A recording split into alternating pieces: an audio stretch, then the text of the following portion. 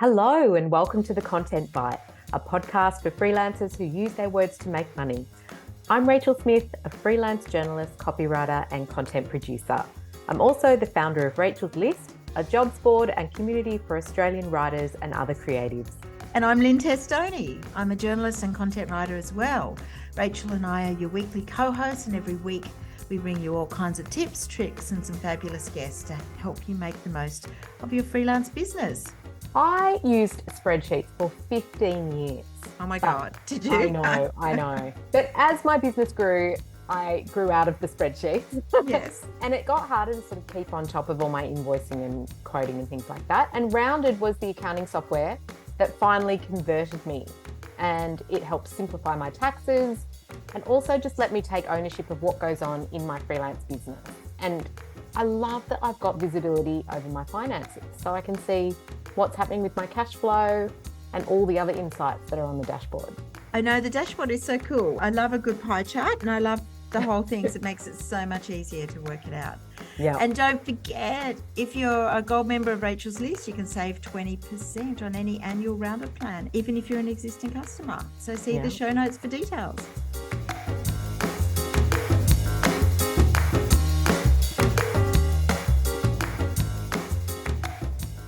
Lynne, how much do you know about evergreen marketing? Well, I'm not really sure actually, but I'm guessing it's the opposite of panic marketing, which is what I think a few of us are guilty of. Yes. I'm definitely guilty of some panic marketing. But yeah, I think evergreen marketing is meant to be more of a long-term marketing strategy to help you avoid slow seasons as a freelancer. So I'm very excited to have Prerna Malik from Content Bistro here. She's going to tell us all about it. And we were going to chat to Mayank as well, but he's unwell today, unfortunately. Yeah, that is a shame. But, you know, it's great to have Prerna, who is fabulous at marketing in all forms. So tell me a bit about Content Bistro and Prerna, and then we can get her into the hot seat. Love to.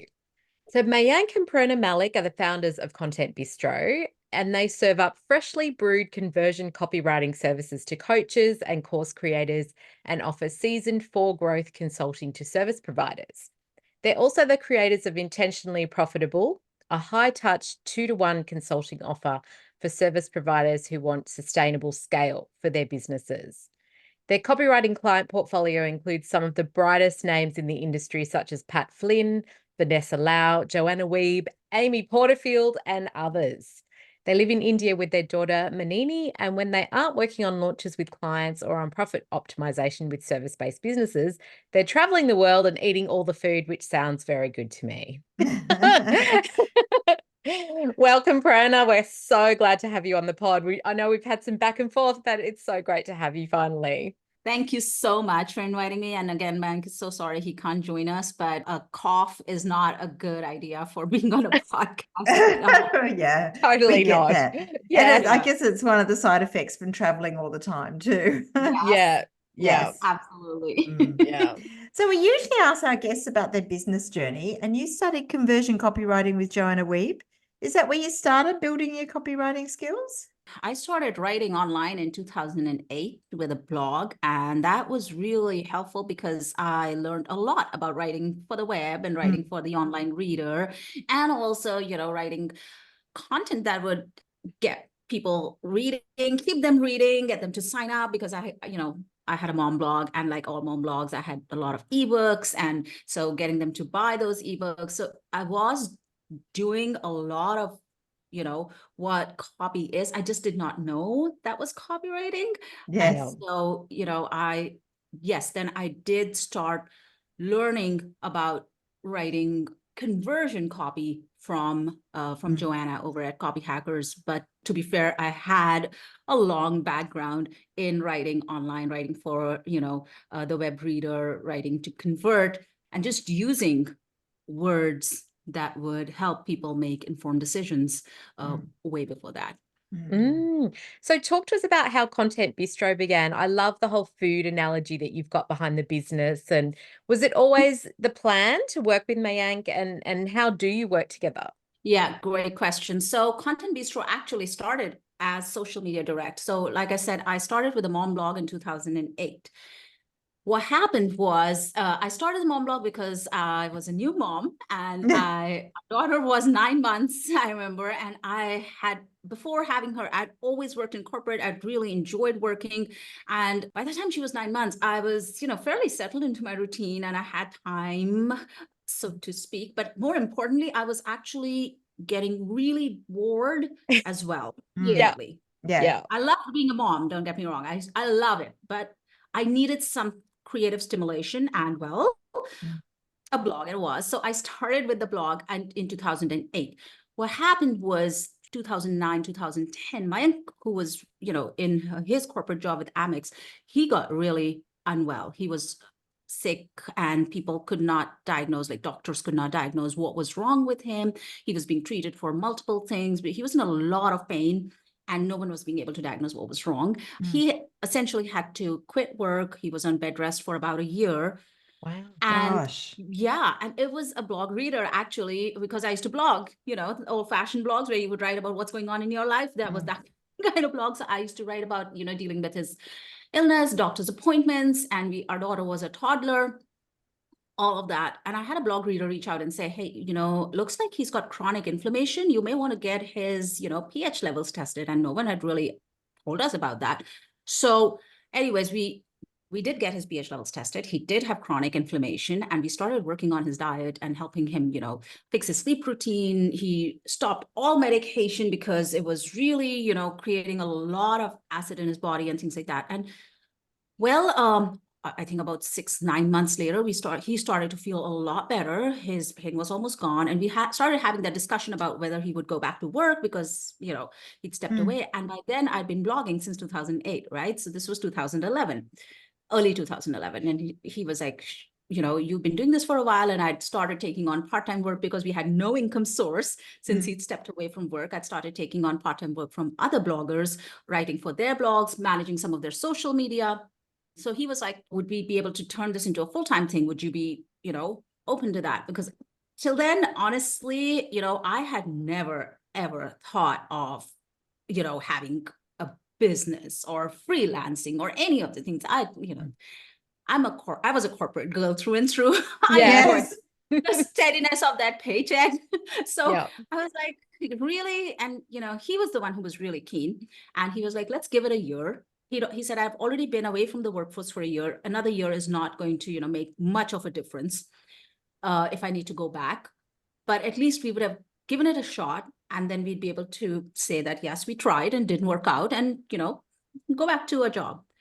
So yeah, 2011 is when we decided to start as a social media and business blogging business, and we were called Social Media Direct. Again, very innovative name. But that's how we started. Content Bistro happened. We, I think, rebranded around, I wish Mayank was here because he's so much better with dates and numbers, but I'm pretty sure we rebranded to Content Bistro around 2013, 2014. And the reason was this, Social Media Direct told people nothing about who we were. We could have been just any other agency in the world. And honestly, we weren't even an agency. We're a 2-person business. So Content Bistro felt, like it brought us into the picture. It brought who we were. We love food as a family. Mayank enjoys cooking. I love baking. We love eating food. Food is a big part of our life on a regular basis. And even when we're traveling, like I literally would look up all of the restaurants I want to go to and, all of the foods I want to try. So and it just made logical sense. And content, of course, because at that time we were doing a lot of content, in terms of blog posts and social media and all. Long story, but that's how Content Bistro came about. And yes, the plan was always to work together. We started in 2011, and yeah, here we are, 2024. Wow. Great story. I love my husband, but I don't know if I'd want to work alongside him. What about you? Is that hard working with your spouse? Actually not, because I need to give you some context here. So we met at work. We've always worked together. Okay. We work together because we've got very different personality types, but we've also got very different strengths. And it's a great mix because we both bring different things to the table. We know how to kind of, balance each other out. So the only con that I would say to this is that sometimes, especially if you have a personality like mine, it's easy to be always in work mode or business mode. So I had to consciously work on learning how to switch off so Yeah. that Yeah. we have more things to talk about than business, because otherwise, it's very easy to get sucked into just talking shop all the time. Yeah. Yeah, I can imagine it would be. And you bring the writing side, the conversion copywriting side, but Mayank isn't a copywriter, is he? What does he do? He works on the strategy. He works on the growth plan for the business and for our clients, like looking at their revenue roadmaps, planning the revenue roadmaps to start with. When we work with coaching clients, we start with looking at their revenue roadmap. So he's really, really great with the finance growth and the marketing strategy side of things. Yeah. Wow. The best of both worlds, really. You're a little Yes. superpower team. Yeah. Well, also great marketers. I'm such a fan of your newsletter. I've been on it for so long. And given we've gotten you on today to talk about marketing, we have to ask, have you always been good at marketing, or have there been times you've dropped the ball? So I'll be honest. Yes, I know this is sound a little braggy, but I love marketing. I Yeah. absolutely love it. It lights me up. I enjoy talking about what we do. I enjoy sharing what we do. For me, marketing makes me very happy. Having said that, yes, we have dropped the ball a few times in our business when it comes to marketing, because to be honest, like I said, we're a two-person business, right? So when things get busy, it's easy to let marketing take the back seat. But I very quickly realized that marketing is a machine, right? Marketing is like a habit. It's like brushing your teeth. I often say that, marketing is like a habit. You need to do it daily.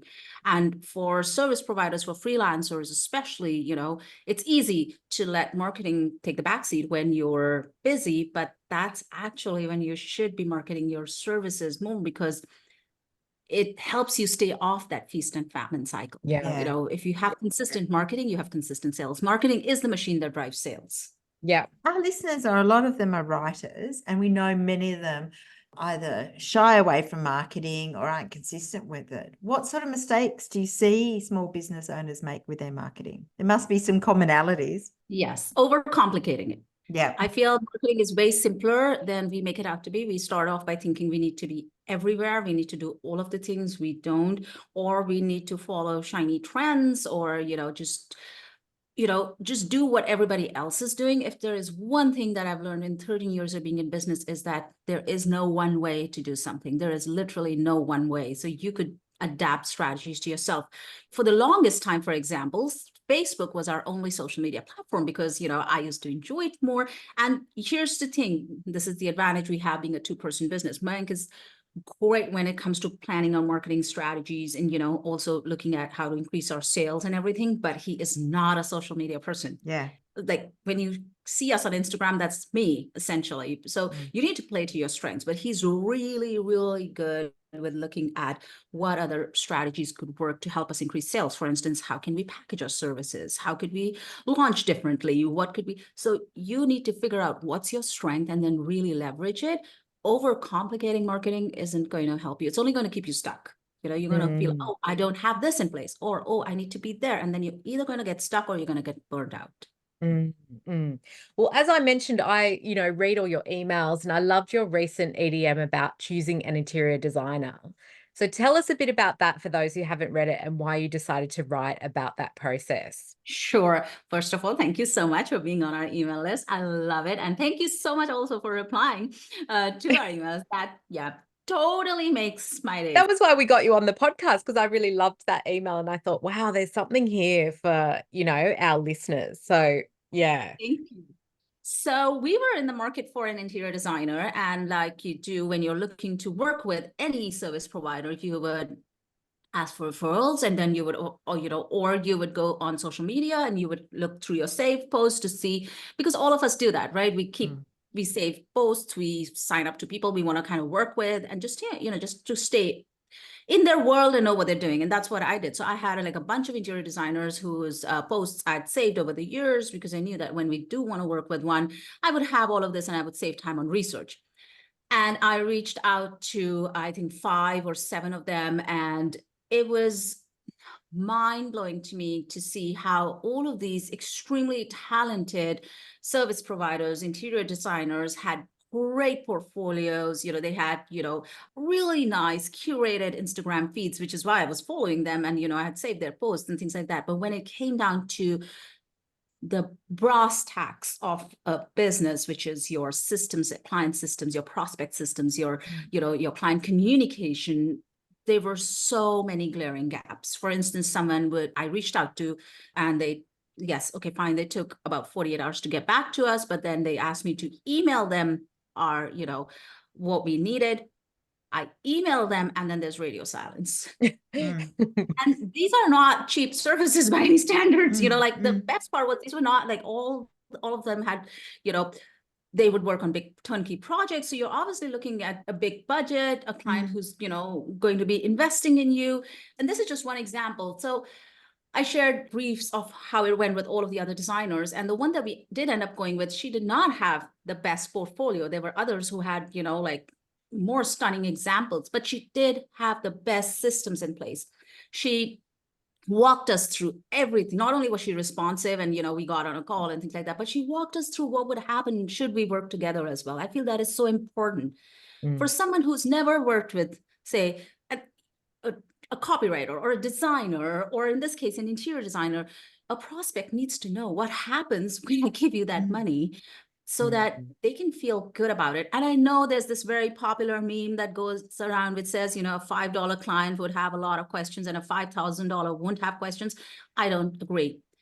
I regularly work with clients, who spend high five figures with us on our copywriting services. And I make it a point to walk them through everything that's going to happen when we work together. When Mayank and I are working with our coaching clients in Intentionally Profitable, before we kick things off, or even before we say, yes, we'll work together, we always do a call with them after we receive their application, so that we can explain how we would work with them and why we would do certain things the way we do it. What's the reason behind it? We want people to make informed decisions. And I feel those basic systems are just so important, which is the whole purpose of that email.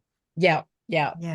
It was really interesting. I saw that. I think Rachel forwarded it to me, and I found it really interesting. And it makes you think about when you've employed people or specialists and everything, and the process and how you feel about it.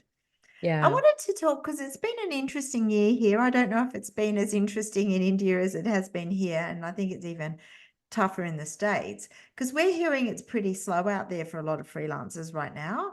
Do you find your agency moves through slow patches, and what do you do to get things going again? So our year is pretty much the same as, any other freelancers here who's in the US, because we work with a North American, Australian, British audience. Essentially, like all our clients are based overseas. So our marketing, our sales, everything kind of runs like every other freelancer's business. Yes, the year has been tough for a lot of freelancers. I'm hearing the same too. Last year was not rough for us, but we've had slow patches in the past for sure. But one of the things Mayank is huge on is looking at quarters and not months. So he'll often remind me that a slow month doesn't mean a slow quarter, and a slow quarter doesn't mean a slow year. So if we have a slow month, we'll just sit down and take a good, honest look at what have we been doing to help those sales come through. Like I said earlier on, marketing is the machine that drives sales. So if we find that, we haven't been marketing, for instance, for whatever reason, right? We know that, we need to start up that machine. Yeah. And if the marketing machine has been running, but sales are still slow, like let's say you've been showing up on Instagram, or you've been doing these podcast interviews, or you've been, cold pitching, and sales are still not happening, then you need to take a good look at what part of that machine may be broken. Maybe your ideal clients aren't on Instagram, or if they are, maybe they need to hear something different. So you need to look at your content, so you need to look at what you've been doing and whether what you've been doing is working well or not for you. Because there's always little things that you can do to turn that around, I suppose, is what I'm hearing. Yeah. Yes, absolutely. Well, I know you're well known for creating packages. You have some really amazing packages, and you use them to grow your business. Do you think that having those packages makes it easier to market your business? And is that something you'd advise freelancers to do, to create those? 100%. Yeah. So we started using packages way back in the day when we started with social media management and business blogging, and it was just so much easier because we were not charging by hour. Clients knew exactly what they would be getting. We knew exactly what we would be doing, so we can plan our time accordingly. Because the one thing that I really need to highlight is that both Mayank and I deal with chronic illnesses. For us, managing our time is crucial when it comes to the business. We want to be sure that we're not overextending ourselves, we're not burning out. So, and of course, we have a daughter as well, so we want to be there for her. And when we started our business, she was a toddler, so the time commitment that we could give our business was very different as well. So packages were, yes, a big part, and have been a big part, for us even now, because again, one, it makes it very easy for clients to know, exactly what they'd be getting. And two, it becomes very easy for you to market them. For instance, I have a package called Exciting the Evergreen, which not only sounds interesting, but is, it gives you all of the emails you need to sell your course on evergreen mode. So it's one of our most popular packages. Well, no, in fact, our most popular package has been the fully loaded launch copy package, because that gives you all of the assets you need to launch your course. And the other thing a package does is it gives a prospect an idea about your pricing.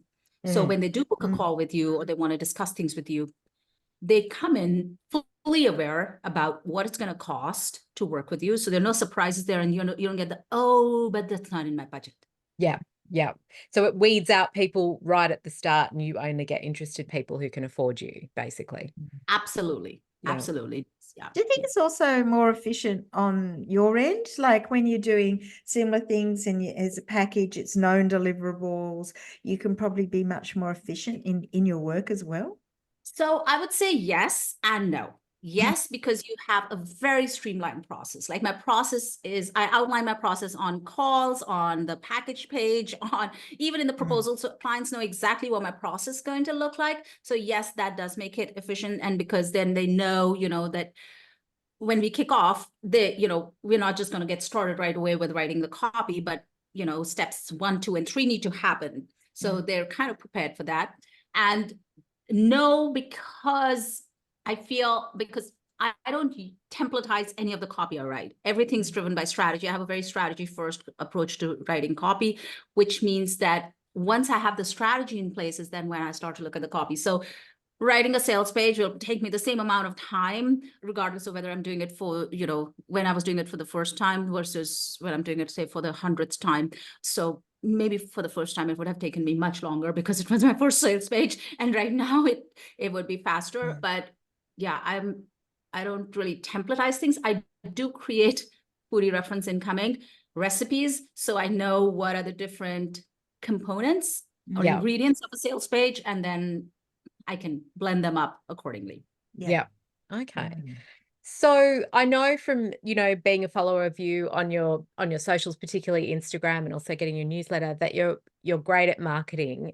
What kind of marketing do you think is working right now for helping freelancers pick up clients, or any small business really? Oh, good question. So besides referral marketing, which will always be very popular with freelancers, and of course, social media marketing, which has been a staple since Twitter was Twitter. The third kind of marketing I feel that's working really well right now is educational marketing. It's at least working wonderfully for us. So educational marketing is essentially teaching newer audiences and helping them move across, and copywriters speak the stages of awareness. So they know of you and they can see you as a solution. Right now, like what we're doing right now is educational marketing, where I'm like kind of sharing, what's working. So guesting on podcasts, writing guest blog posts, teaching inside group programs, speaking on stages are all forms of educational marketing. And would that also encompass, like, say, carousels where you teach people something about their business or ways to do things better, about their pricing or pitching? 100%. I've found they're pretty good at the moment for likes and shares. Yeah. Yes. For social media as well, you can take educational marketing and you can use it as part of your social media marketing plan. So carousels, for me, I've also seen both carousels and talking head reels where I'm sharing a certain strategy, talking to the camera. Yeah. It's been doing really, really well. So just kind of helping people to see that, yes, there may be a problem here, and yes, here is a solution, and I can help you implement that solution. Yeah. Yeah. So interesting, because it's so easy Mm. to get into a rut with your marketing and just do the same old things. I mean, I think we've all done that, and you realize you've been doing the same things and everything's a bit stale. Yeah. So there are lots of other sort of avenues out there. What sort of things are you trying, or do you find are good things to shake it up? For me, I find, because I've been online for a very, very long time, so I totally hear you on the getting in a rut kind of a thing. It becomes so easy to just keep, oh, we need to post 5 times on social. Oh, we need to send out an email every week, I feel like for me, the best way to get out of a rut when it comes to marketing is to look at what businesses in other industries could be doing with their marketing and then test it out with ours. For instance, in e-commerce, flash sales have always been a big thing, seasonal sales. You'll have Black Friday and Cyber Monday, but can we use it for courses? Can we use it for services? Last year, we ran a very successful flash sale on our flash sale copy package that did so well because, and we let, people could buy it and use it in this year because it was around the November, December part. So just kind of seeing, how can you just turn up that approach? Because if you're in this for the long term, like we've been, you want it to be exciting. You want it to be interesting. So some of the things you may want to start doing is looking at, okay, what are other industries doing? Some other things is, what are some things that you're excited about? So for instance, to me, lately I'm really excited about the idea of helping creators and service providers see consistent sales through emails, like remarketing emails and newsletters, so just kind of looking at things differently and just then testing it out. For the longest time, I thought reels were only if you were, dancing on camera. TikTok. Or we don't even have TikTok in India. So there you go. I'm like, actually, part of me so glad that we don't have TikTok in India, because it would mean one more thing to to think about. I know. Yeah. It comes down to that. Like, do you just take 2 social platforms and focus on those and do those really well, or even just one? Some people only do one. Yeah. We'd love to chat to you about evergreen marketing. Let's touch on that. I mean, what is it? Is it good at building strong brand awareness? 100%. So evergreen marketing is quite simply marketing that would continue to work for you year after year. Yep. It's always accessible to your ideal prospects, and it drives sales on evergreen mode. It just makes your life simpler, because should you not be able to market for a while, which is something that's happened with us in the past, because like I said, we were busy, or sometimes we're just unwell, you don't have the energy to, create fresh content, evergreen marketing can step it up and still keep that engine running. So what's some great examples of some evergreen marketing that you've seen and love?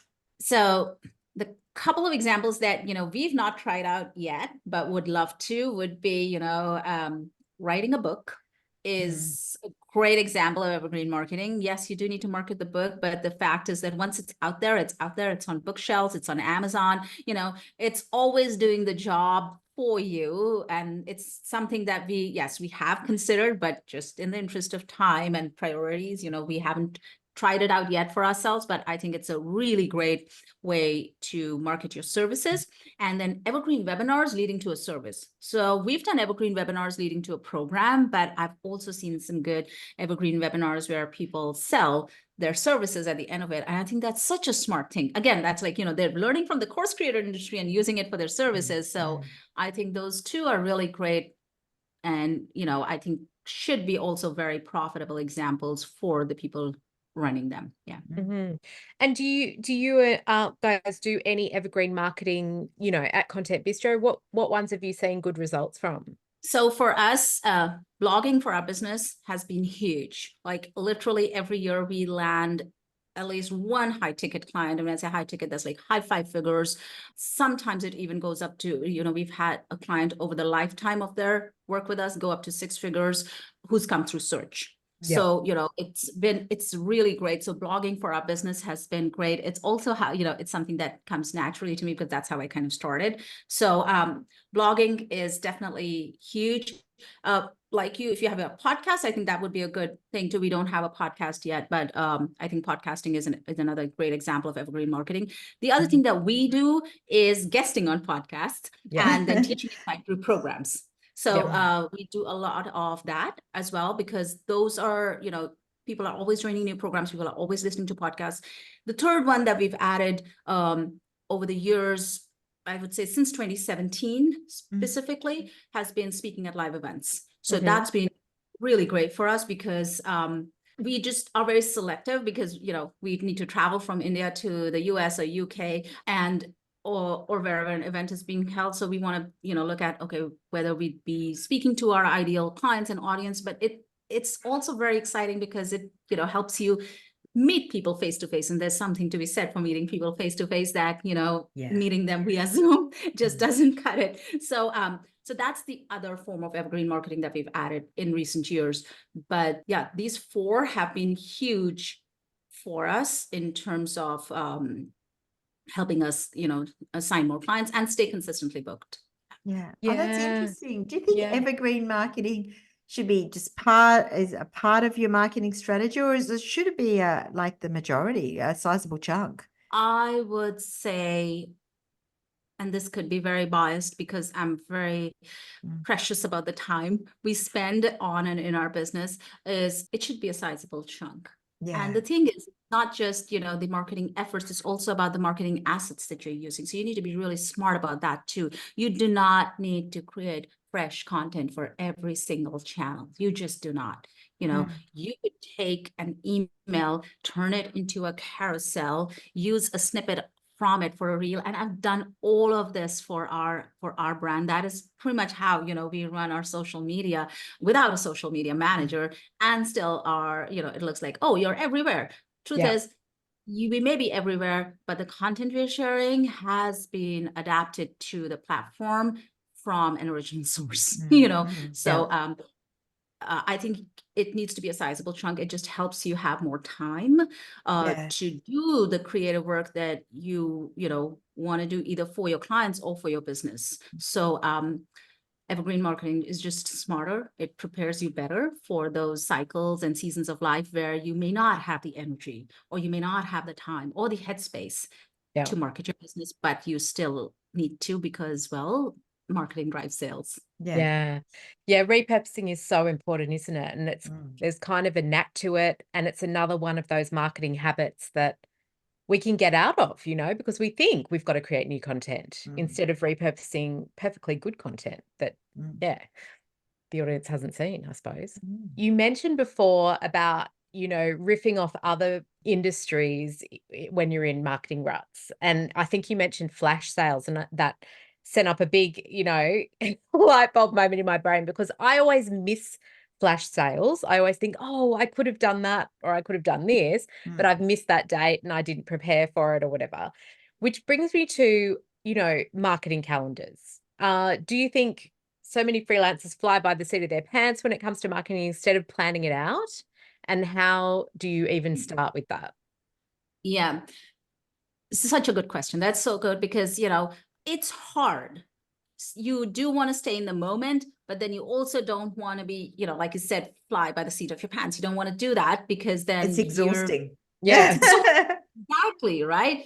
So I would, over the years, and I'll be honest, so when we started, I would have a very detailed marketing calendar. Mayank and I would sit down, we would plan out, we would know what blogs, we would be writing, what the social media posts would be, what emails would be going out. So this would be like what launches are coming up. This would be like a really robust multi-page document with, everything outlined. Yeah. Are you going to say you didn't follow it? No, I would follow. Because I've done that too, but I never follow it. And then I I would follow it. But then, and this is probably to do with, as you grow in your business, right now, at this stage in our business, we have a marketing strategy that we sit down and, plan at the start of the year. We know what programs we want to double down on, what launches we want to focus on, and what platforms we want to be seen on. So when I say platforms, essentially, you're looking at your blog is one platform, your email list is another platform, your social, and in social, then you may have Instagram, LinkedIn, Pinterest. So you want to be very clear about where and what kind of cadence is needed there. In terms of the actual content, though, it's more on a quarter by quarter and sometimes even on a month by month basis. Why do I do that? Because it keeps me creative. For me, it's really, really important to enjoy the work I'm doing. And my grouse with calendars essentially is that, yes, they make you feel very structured and planned, and they're great for a certain stage in your business. But after a point, I just get bored and I feel like, oh, I'm just ticking the box off, Yeah. I want to send out this email, but no, I've got this on my calendar. So either I move this one or I put, and then it's for someone who's like a type A overachiever like me, like just not being able to do that would feel like, oh, but I'm not following this. So yeah. So right now we do have a strategy. We do have a focus. We do know exactly what we want to be known for. What do we want to promote? Where do we want to be known? All of those things. But in terms of the actual content creation, that happens essentially on a quarter by quarter and more often on a month by month basis. So quarter by quarter would look at themes. So I would know, okay, we want to do a promotion this quarter. This is when it's going to happen. So we know, we need to start prepping for it and all of that. So then the pre-launch and all of that is taken care of. But I wouldn't really start looking at, oh, this is the blog post I want to write out. That will probably happen on a month by month basis. But again, that's for this current stage of business that we're in. Yeah. Like I Good said, change. Yeah. it's a good change. And it may not be the right thing for you, but that's what, there's no one right way to do things. So you need to kind of figure out what works best for you, your personality, your season of life. Yeah. Yeah. So would your tips for freelancers be all about keeping it simple and maybe concentrating on one or two channels? Is that what you'd say? Or is there something else? Yeah. Yes, it would be to keep it simple because, like I said earlier on, it's, overcomplicating our marketing is what keeps us either stuck or getting burnt out. So to avoid those happening, you want to keep it simple. You want to see, what is my focus from this? Why am I even marketing my business? What's my big reason? What services will I be selling? So let's say you want to market your business because you want to meet a particular revenue goal, which is fine. Right? Now, how are you going to meet that revenue goal? Maybe you need to sell X, Y, and Z services. All right. Where would you find your ideal clients? Are they going to be on LinkedIn and Instagram? Between the two, if you have to choose one, which one comes naturally to you more, and which one would be easier for you to manage right now? If it's LinkedIn, go for LinkedIn. If it's Instagram, go for Instagram. If it's neither, and maybe it's Pinterest, go for Pinterest. You need to really keep it simple for it to be sustainable in the long run. Can you add more things? Yes. You can also subtract more things, but usually the subtraction happens once you realize, once you're really stressed out and you're like, okay, this is not working out. Why get there in the first place? Yeah. Interesting. Yeah. And I think if you can take time to sort of batch your content and have a baseline, like I've got a VA who puts a lot of Rachel's list content out. That's products and things that are sort of evergreen. And then I do the other bits, day-to-day bits. So it's sort of a strategy that works for us, but it also feels it's easy to drop the ball, as we talked about earlier. Yeah. We love to ask all our guests about their tech tips because we often learn about things that we don't know about. Do you have any favorite programs or tools or subscriptions that you'd be really lost without? Oh, yes, absolutely. So as far as tools go, Notion is my brain in digital format right now. I love Notion. I would say it's a very close second to the Google Workspace suite of tools, but we all know about Google, but Notion has everything in it. Notion has it has our content calendars in it. It has our launch calendars in it. It has, all our plans in it. Even on the personal front, I use it as I have a recipe box in there. I have a habit tracker. And it's like, it's my brain in digital. Notion is coming up a lot now, actually. I know. It's I haven't really explored it. I've been in there, but I feel like I have to create everything from scratch unless you get templates from other people. And I don't want to do that. So I just have stuck to other tools. But have you felt like you've created everything from scratch how you want it? A lot of it, yes, but then Yeah. we've also gotten custom templates done. For instance, our client portal, which our clients absolutely love, have like people Oh, yeah. bring it testimonials as well, was custom built in Notion. We hired someone and they built it out for us depending on how we wanted it. So we've had quite a bit of custom builds for Notion as well. It's just that once it's built, it's done, and it's so easy to then kind of, further customize it or tweak it a little, or just keep using it over and over and over again. It just makes things so much easier. Yeah. So Notion is a tool, but I also have one for people who are looking to make their social media marketing much easier. I joined a template club.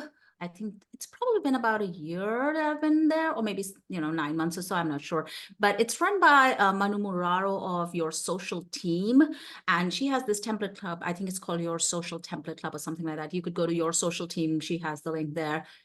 Her templates have been a lifesaver when it comes to creating, Instagram posts, especially sometimes, you may not be very aware of the trends and things like that. And her team, and they do the job for you, for reels, for carousels, for feed posts and all of that. I find that her templates have been a real game changer for us. Highly recommend that as well. That's really interesting. I've never heard of that. That's really interesting. We'll all be Googling afterwards. Yeah, definitely. Yeah. Wow, this has been amazing, Prerna. Thank you so much for coming on and sharing your knowledge on a topic that I think affects a lot of freelancers. Hopefully, many of them who are now thinking, I really need to attack my marketing in a different way. Yeah. Hopefully, they get all inspired, Rach. Yes, yeah, I know I am. You've given me some ideas, and I think differently as well about evergreen content and evergreen marketing, because it's important. Wow. Thank you so much for inviting me. And yes, for anyone who's listening and who's like, okay, this is a slow season, I want you to know a slow season is just that. It's a season. Yeah. It always passes. Sometimes, and as someone who started a business in probably one of the, hardest seasons of life, where we had a toddler, we were still, dealing with Mayank recovering and coming back, and while living in India, working with an audience overseas and all of that, I can vouch for the fact that yes, a slow season, a hard season is a season. It does pass. So yeah, I'm just so glad to be able to have this conversation with you all. This was fun. It's so fun. Such great advice too. I really like that, Prerna, because I think we forget you get stuck in the tough times, and then you forget that it'll pass. Yeah. So tell us where our listeners can find out more about you and Content Bistro. Sure. So we'd love for you to take our very fun foodie themed quiz. Head over to contentbistro.com/quiz. And let us know what you get, especially on Instagram, because that is where we would love to connect with you. We are at Content Bistro on Instagram. So we would love to connect with you there. Fantastic. Fabulous. Okay, we'll do that. I haven't actually done your quiz, so I'm going to go and do it this afternoon. Great. All right. Well, thanks, everybody. That brings us to the end of the show. But thanks if you've been listening and sharing us on social media. And we will pop in everything about Content Bistro and how you can find them in the show notes. We'll see you next week. Thank you. Bye. Thanks. Thanks again to our wonderful sponsors, Rounded, easy accounting and invoicing software that helps freelancers run their business with confidence. And don't forget, if you're a gold member of Rachel's List, you can check your welcome emails for an exclusive discount code on the annual subscription rate. You can also find it in the private Facebook Gold group, or just contact us at hello@rachelslist.com.au.